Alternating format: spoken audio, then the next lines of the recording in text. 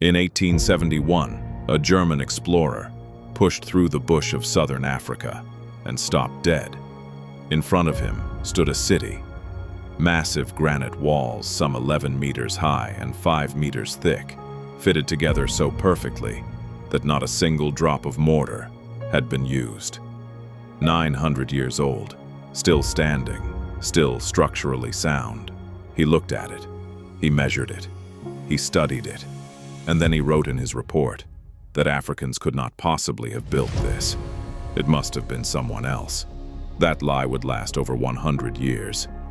And the truth, when it finally came out, was more extraordinary than anything they invented to replace it. Great Zimbabwe was built by the ancestors of the Shona people, beginning around the 9th century AD and reaching its peak between 1100 and 1450. The Shona were not a primitive people scratching in the dirt. They were cattle herders who became expert traders. They mined gold from the Zimbabwe plateau and traded it across the Indian Ocean to Arabia, Persia, India, and China. The city of Great Zimbabwe was the capital of their kingdom, the Kingdom of Zimbabwe, one of the wealthiest trading states in the medieval world. At its height, over 18,000 people lived within and around its walls. This was not a settlement. This was a metropolis. The construction of Great Zimbabwe required a level of engineering that modern architects still marvel at. The builders quarried granite from the natural rock formations around the site, using fire and water to split the stone along natural fault lines into flat, workable blocks. They fitted those blocks together without a single drop of mortar, relying entirely on precision cutting and careful layering. The walls have stood for 900 years. Many modern buildings don't last 50. The Great Enclosure, the largest ancient structure in sub-Saharan Africa, has a wall that stretches 250 meters in circumference and stands 11 meters tall. Built without cranes, without machinery, without outside help. By African hands, African minds, African skill. Great Zimbabwe was not isolated from the world. It was connected to it. Archaeologists have found Chinese porcelain, Persian glass, and Arab coins inside the ruins. The Kingdom of Zimbabwe controlled the gold trade routes between the interior of Africa and the Indian Ocean coast. Gold from the Zimbabwe plateau reached Arabia, India, and China, while European civilization was still in its medieval dark ages. The kingdom accumulated extraordinary wealth, cattle, gold, ivory, and tribute from surrounding peoples. Its ruler sat at the center of a trading network that spanned 3 continents. From a city Europeans would later claim Africans couldn't build. At its peak in the 14th century, Great Zimbabwe was one of the most significant cities in the world. The hill complex, built on the natural granite hill above the city, served as the royal palace and spiritual center. The Great Enclosure, below, was likely the residence of the king's wives and the seat of royal power. The valley ruins spreading across the lower ground housed the city's population, craftsmen, traders, farmers, warriors. Gold ornaments, soapstone carvings, and iron tools found in the ruins show a society of extraordinary skill and sophistication. This was not a village that got lucky. This was a planned, organized, deliberately engineered capital city. When Karl Marx arrived at Great Zimbabwe in 1871, he faced a problem. Everything he had been taught told him Africans were primitive, incapable of civilization, architecture, or organized society. But the walls in front of him told a completely different story. His solution was simple: deny it. He concluded the ruins must be the work of the Queen of Sheba, or Phoenicians, or ancient Arabians. Anyone except the African people who had been living beside these walls for centuries. He even broke off a piece of the wooden lintel and smelled it, claiming it smelled like the cedar wood used in Solomon's temple in Jerusalem. He had made up his mind before he even measured the first stone. What came next was deliberate destruction. Cecil Rhodes, the British imperialist who colonized the region and named it Rhodesia, sent treasure hunters to Great Zimbabwe.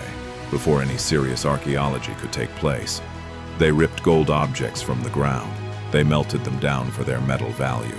They removed the famous Zimbabwe Birds, soapstone carvings of extraordinary artistic skill, and sent them to Rhodes's personal collection in Cape Town. An estimated 90% of the archaeological record was destroyed before proper scientific excavation began. They did not just deny African greatness, they physically destroyed the evidence of it. The denial did not just continue, it became official government policy. In the 1960s and 70s, the white minority government of Rhodesia, what is now Zimbabwe, officially suppressed any research that concluded Africans built Great Zimbabwe. Researchers who published findings crediting the Shona people faced professional consequences. Museum guides were instructed to tell visitors that the ruins were built by foreign civilizations. A government in Africa was using state power to tell Africans they had not built their own most famous monument. This was not ignorance. This was a deliberate political decision to deny African people their own history. By the 1970s, the scientific evidence was overwhelming and undeniable. Carbon dating placed the construction firmly between the 11th and 15th centuries, exactly matching Shona oral history. Pottery styles, gold working techniques, and cattle enclosure designs all match Shona cultural traditions perfectly. DNA analysis of remains found at the site confirmed the population was indigenous African. Every single alternative theory, Phoenicians, Arabs, Queen of Sheba, was demolished by the evidence. Great Zimbabwe was built by Africans. It had always been built by Africans. The people living beside those walls had known this the entire time. It took science 100 years to catch up with what they never forgot.